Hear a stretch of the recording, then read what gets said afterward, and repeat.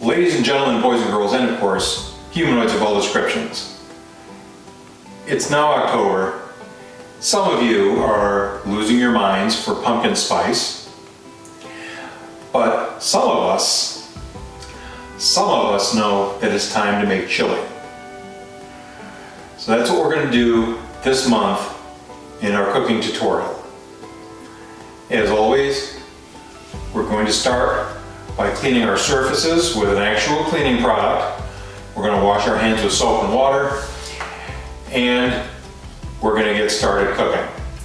The way we do these tutorials, as always, I'm going to go through necessary and nice to have equipment, then the ingredients, then demonstrate the cook, and then when we're done with that, we'll plate up our meal. Let's get started. All right, everybody. We're going to lay out here our nice to have the necessary equipment. We need a cutting board, a sharp knife. Remember folks, a knife that's sharp is not only more efficient to use, but is safer because you have more control over it than a dull knife. You have nested measuring spoons. They're easier to keep track of. As is featured heavily in this series, we have my grandmother's friend, the big wooden spoon. We have a glass mixing bowl, and we have a good sized pot with a lid that fits. For nice to have, I like whenever I handle meat, nitrile gloves, and if you would like, we have a spatula to scrape stuff off the sides of the pot with. The other thing on the nice to have list, if you're not going to eat right away when this is ready, is a crock pot.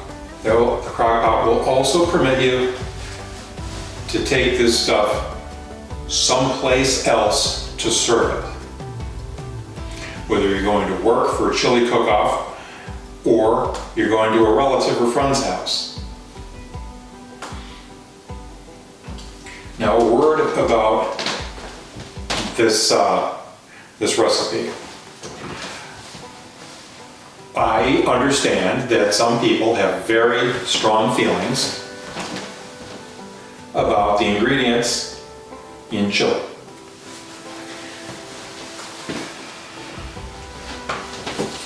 I also understand that there are people who have some medical issues. This recipe contains no added sodium. In other words, we're not going to put any salt into it. There's plenty of salt in the tomato sauce that we're going to use. There's also plenty of salt in the refried beans that we're going to use. We're not going to use regular beans. I understand that people, well, chili isn't supposed to have beans in it, and other people will fight for chili is supposed to have beans. There's also a third group of people who have issues with the texture of cooked beans in the husks that are floating around in soup, stew, or chili. This is fine for everybody, unless you have some sort of food allergy. I won a Super Bowl chili cook-off. With this recipe, it has both heat and flavor, and nobody missed any of the added sodium. Let me clear this stuff away, and we'll bring out the ingredients. All right, everybody. For our ingredients, we have about 1 pound of beef cut up into bite-sized pieces. And when I say bite-sized, I mean what your mother would not have been embarrassed by in a restaurant. In other words, human bites. We have a 1/2 cup of chopped onion. Since this is a tutorial, I'm going to suggest to you that you think of chopped is anything where the bits are no bigger than the size of an American dime and no smaller than a pencil eraser. We have 8 ounces of tomato sauce, 16 ounces of salsa or picante sauce, whichever you prefer. I don't care what you want to call it. We're going to have some flour and some olive oil. Again, as I've said previously in numerous recipes, the light yellow, the golden yellow olive oil is a much more mild flavor. So go for this, not the green stuff. Now, for spices,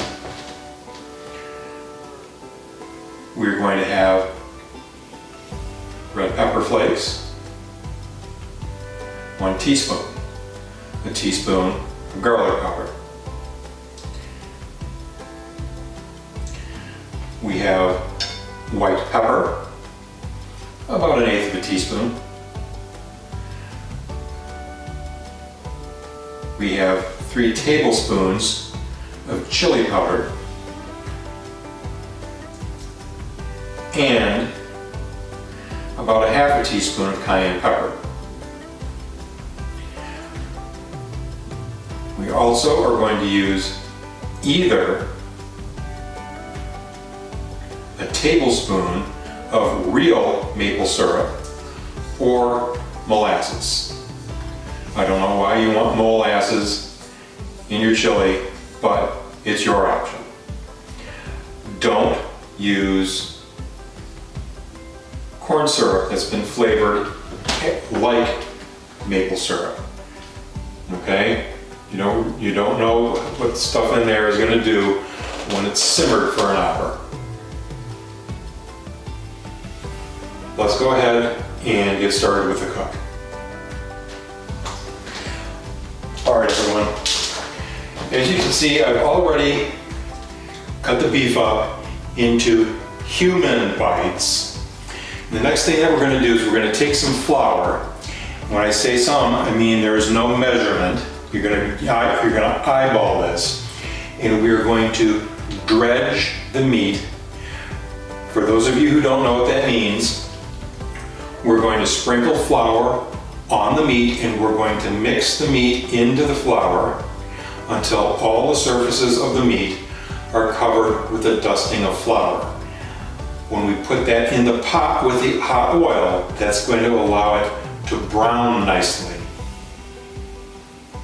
So let's go ahead and do that.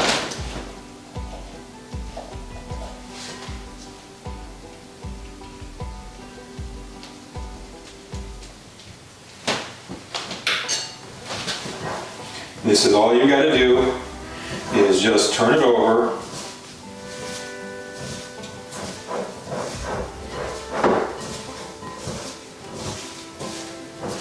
And there you go. That's it. It's really that easy. And since we have a little flour on that lid there, we'll just throw that in. For those of you who have never lived by yourself before, when you buy flour, you have to keep it in a tightly covered container. Otherwise, flies will get into the container and lay eggs. Again, a tightly covered container. This lid fits the container very nicely. Next thing we're going to do is we're going to put the pot on the stovetop.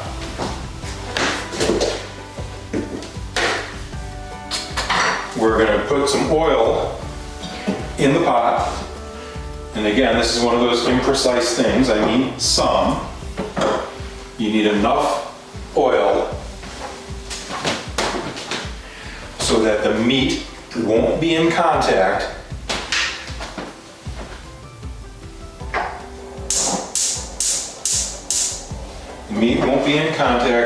with the bottom of a dry pan or pot. So we'll let that run for a second.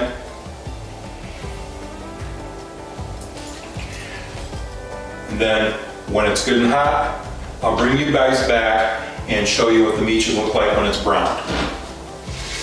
All right, everybody. This is what your meat's gonna look like once it's been browned. You can take it longer if you want, but the longer you cook it, the tougher it's going to get. At this point, we're gonna add in our liquid in the form of the spaghetti sauce, the tomato sauce, and the salsa. We're gonna let it recover some heat. Then we're gonna add the rest of the ingredients, the spices, the onions, and of course, the refried beans. So once I've done that and I've stirred everything together, I'll bring you guys back and we can take a look at that. All right, everybody. Once you add in all your dry ingredients and all your liquids, make sure you take your spoon and stir everything up real good. Eliminate any clumps of dry material and big lumps of refried beans. At this point, you'll notice it's not bubbling. I've turned off the big burner. I'm going to put it on a small back burner, put a lid on it. I'm going to occasionally stir, and I'm going to let it simmer for an hour. If your chili is looking too wet, what kitchen professionals call loose, at the half hour or maybe even 40-minute mark, at that point you could think about adding something like dry onion flake, garlic powder, or even a little more flour to soak up the liquid. But if you add flour, one of the things you need is time to cook the flour so it's not raw anymore. So I'll see you again in half an hour and we'll see how things look. All right, everybody, here we are at about the half hour mark and things are looking pretty good. I'm just giving it a stir, make sure nothing's sticking to the bottom.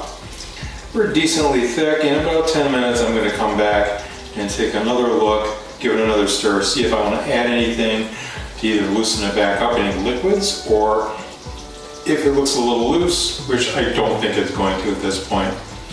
But we'll see everybody again, and for me, about 10 minutes. All right, everybody, our chili is finished. We let it simmer for about an hour. What have we learned today? We learned to make chili. Final points.